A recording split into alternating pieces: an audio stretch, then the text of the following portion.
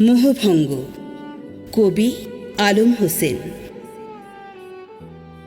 ভালোবাসা অন্ধ নয়, তবে যারা প্রেমে পড়ে তারা অনেক সময় ভালোবাসার মানুষের আচার আচরণ অন্ধের মতো বিশ্বাস করে। এক্ষেত্রে একটা ছেলে মেয়ে প্রেমে এতটা মত্ত হয়, একে অপরের দোষ ত্রুটি তাদের চোখে পড়ে না। মির্জা গালিবের একটি উক্তি আছে, আমি ভালোবাসার নেশায় তাকে ঈশ্বর বানিয়ে ফেলেছিলাম। হুশ তখন ফিরল যখন সে বলল, ঈশ্বর কারো একার নয়। ভালোবাসার আতিশয্যে অনেক সময় ভালোবাসার মানুষকে ঈশ্বর মনে করে অন্ধভক্তি করা হয়। পরবর্তীতে চরম বাস্তবতার মুখোমুখি হয়ে মোহভঙ্গ হয়, যখন প্রিয়জন জানিয়ে দেয় যে সে কারো একার নয়।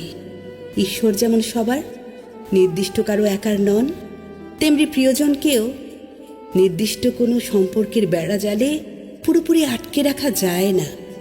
ভালোবাসার মানুষকে ঈশ্বরের আসনে বসানো ভুল, কারণ মানুষ পরিবর্তনশীল।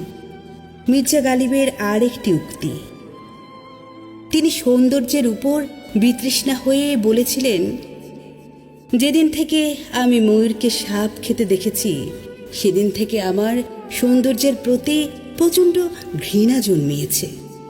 মানুষের বাহ্যিক সৌন্দর্যই সব নয়, ভেতরের রূপই আসল সত্য। ময়ূর অত্যন্ত সুন্দর পাখি। যখন তিনি দেখলেন এই সুন্দর পাখিটি একটি সাপ খাচ্ছে, তখন সৌন্দর্যের প্রতি তার মোহভঙ্গ হয়। মানুষের বাহ্যিক চাকচিক্য অনেক সময় ভেতরে নিষ্ঠুরতা বা কদর্যতাকে আড়াল করে রাখে। সৌন্দর্য যখন খারাপ প্রকৃতির সাথে মিশে যায়, তখন তার প্রতি যে শ্রদ্ধা বা মুগ্ধতা থাকে তা ঘৃণা ও বিতৃষ্ণায় পরিণত হয়। সুন্দর রূপের আড়ালে যদি কদর্য রূপ লুকিয়ে থাকে, তবে সেই সৌন্দর্য অর্থহীন।